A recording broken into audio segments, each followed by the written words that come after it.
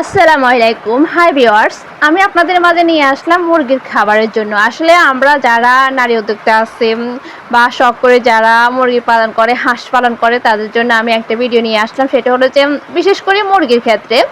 তো আমি আসলে শখের বয়সে 10-20টা মুরগি পালন করি। দুইটা আপনার 2-4টা হচ্ছে আপনার দেশি মুরগি, তারপর ফার্মি মুরগি, তারপর হচ্ছে টাইগার মুরগি। তো আমি এদের জন্য 3 রকম খাবার এনেছি। এখানে দেখতে পারতেছেন ভুসি, গমের ভুসি আর কি, আর আছে ভুট্টা, তারপরে হচ্ছে লেয়ার ফিট। এগুলো আমি তিনোটা অ্যাডজাস্ট করে মিক্সার করবো আর কি। মিক্সার করে এগুলো আমি মুরগির জন্য এক সপ্তাহ খাবার আমি মিক্সার করি তাদের জন্য আমি নিই। এমনকি তাদেরকে সকাল, দুপুর এবং রাত আমি এগুলো তাদেরকে দিব আর কি।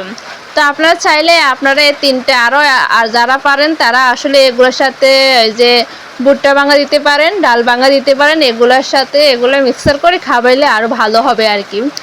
তো আমি দেখুন এখানে এসে গমের ভুসি আমি প্রায় অনেকগুলো নিয়েছিলাম। দিয়ে এগুলো আমি মিক্সার করব। মিক্সার করার পরে তো তারপরে আমি এদেরকে খাবার দিব আর কি। তো আমার আসলে এটা দেশি মুরগি আছে, দেশি মুরগি এগুলো আমি তাদের সাথে দিই নাই, কারণ তারা ঠোটকাঠুকরি করে, এখানে আমি তাদের সাথে দিই নাই। এদেরকে এক্সট্রা আমি খাঁচার মধ্যে রাখছিলাম, রেখে এদেরকে এক্সট্রা খাবার দিব আর কি। তো এখানে আমি দেখতে পারতেছেন এগুলো সব মিক্সার করে এখন আমি খাবার নির্মাণ করব। খাবার নির্মাণ করে এই দেশি মুরগি যেগুলো আছে বন্দির মধ্যে, এগুলো তাদেরকে আমি দিব আর কি। তো আপনারা চাইলে এভাবে খাবার নির্মাণ করতে পারেন। আসলে আমি এখানে আরও আইটেম দিতে পারি, দিই নাই। তো আবার বিশেষ করে আরেকটা কথা যে আপনারা সবজি অ্যাড করবেন। সবজি অ্যাড করলে ভালো হবে।